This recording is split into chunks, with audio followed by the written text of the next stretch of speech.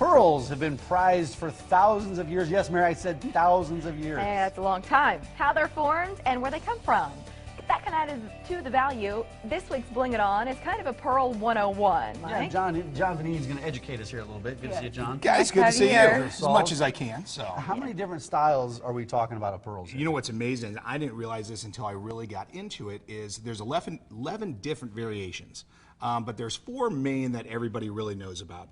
The Akoya, the freshwater, the Tahitian, and then the South Sea pearls. And it's pretty much just the difference between where they're cultivated, freshwater, saltwater, where in the parts of the world they're at. So that's really what makes up the difference. And in terms of price, that can vary too, can't it? Let's say from a freshwater to a Tahitian. Tremendously. Like right there, those are cultivated pearls right there. And what that means is they're actually farm raised. So they actually will have farms in China, Australia, and even in the U.S. where they have harbors where they'll actually grow these mussels, clams for these pearls.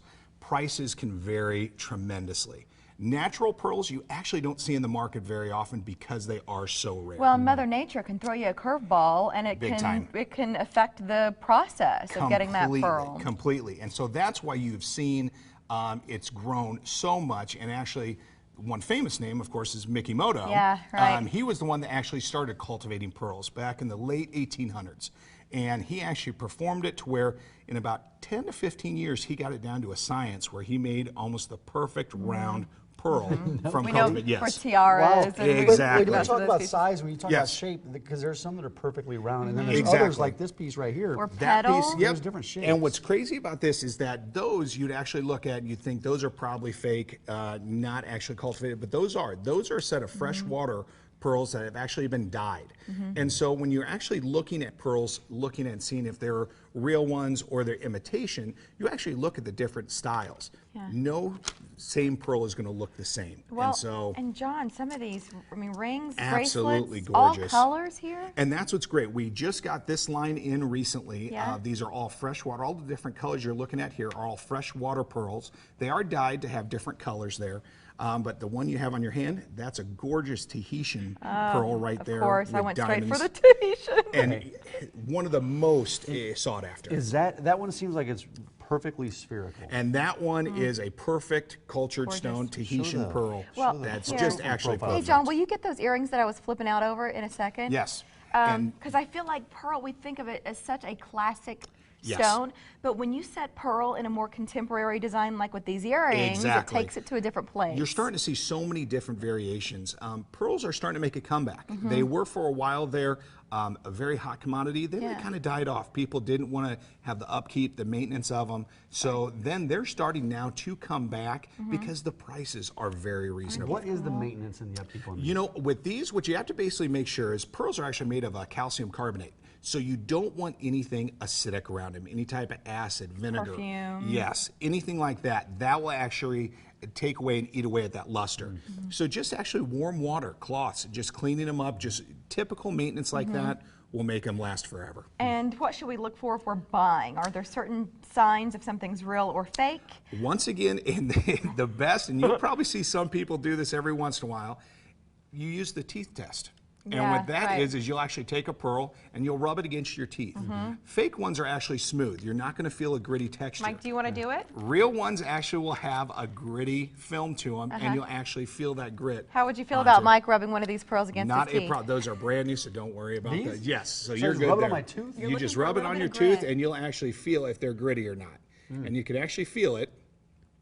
To where it's a little tough sometimes. Right. But you'll get them. Yeah, they're real. These are real. Hey, diamonds play well with pearls, don't they? They do as well. Would you tell us about this ring? Last week we gave you guys an 18-karat blue and white diamond, just gorgeous pave set, right-handed ring there. It had a half carat worth of blue diamonds in the center with almost a full carat of round brilliant diamonds around the outsides. It feels so good going onto the finger. And it's a unique piece. It really is. It's kind of a domed out piece, but it's not too big and chunky, but really stands off. Really love, and I like to give an inside look when we can.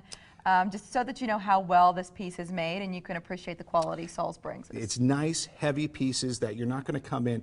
You're going to get what you pay for, and you're going to get a lot for your dollar. Yeah, gorgeous. Absolutely beautiful. I think last time you came, we didn't have time to get to a viewer question. We got one today. So this is the first viewer question. Someone stole several things from our garage last week. What should I do in case the thief tries to sell the items to you? Number one thing, like we try to tell everybody, make sure you get a full police report into the Omaha Police Department. We work with them daily so that if any of those items do come into us, we'll pick it up right away. But make sure you get that police report in, give them as much information as you can. I just opened a box, and I think Yes. this is what I'm wearing the next week. This is what you're going to be wearing for the next week. This is a 14-karat Tahitian pearl set, ranging from about 4 millimeters up to 10 millimeters all the way down. It's got that gorgeous purple hue to it, which what you really want from a Tahitian pearl. It's just absolutely gorgeous. This is a once-in-a-lifetime piece.